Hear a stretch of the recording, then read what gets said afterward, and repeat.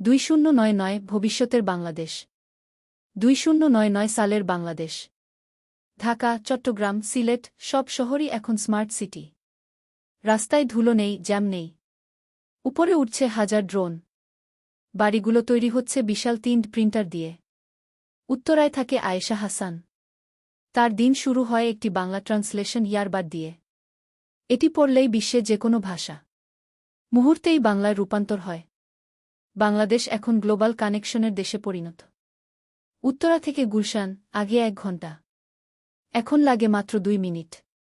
জানালার বাইরে ভেসে ওঠে ড্রোন ট্যাক্সি, নিঃশব্দে আকাশে উঠে। ঢাকার স্মার্ট এয়াররোড ধরে ছুটে যায়। নিচে ইলেকট্রিক বাস, উপরে ড্রোন।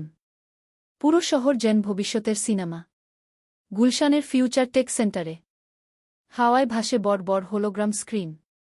হাতে নাড়লে স্ক্রিন সরে যায়, বড় হয়, ছোট হয়। বাংলাদেশ এখন হোলোগ্রাম মিটিং, ভার্চুয়াল অফিস আর রিমোট কোলাবোরেশনের কেন্দ্র।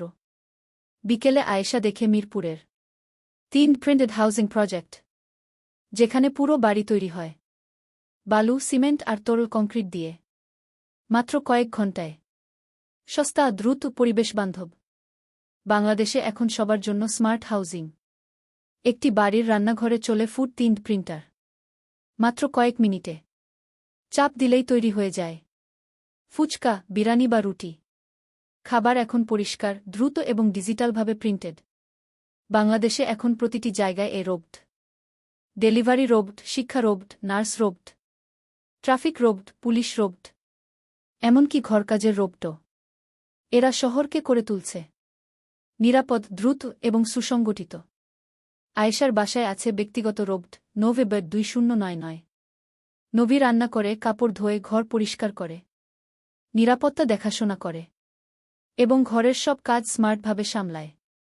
রোবট এখন মানুষের সবচেয়ে বড় সহকারী। ভবিষ্যতের বাংলাদেশে বাড়ির দেয়াল হল ডিজিটাল স্ক্রিন, আয়না দেয় স্টাইল সাজেশন, গাড়ি চলে নিজে নিজে, চশমা অনুবাদ করে মুহূর্তে, মার্কেটে রোবট ক্যাশিয়ার, আর রাস্তায় পরিষ্কার বাতাস। রাতে টেকনো ঢাকা যেন আলোতে তৈরি এক ভবিষ্যৎ নগরী। ড্রোন উড়ছে এয়ারব্রিজে, রোবট শহর চালাচ্ছে, হোলোগ্রাম ঝিকমিক করছে, আর 3D প্রিন্টার নতুন বাড়ি নির্মাণ করছে। একসময় কার্টুনে দেখা স্বপ্নগুলো আজ বাস্তব বাংলাদেশের অংশ। প্রযুক্তি বদলে দিয়েছে শহর, বদলে দিয়েছে মানুষের জীবন। 2099 স্বপ্ন আর বাস্তব এক হয়ে গেছে। শেষ।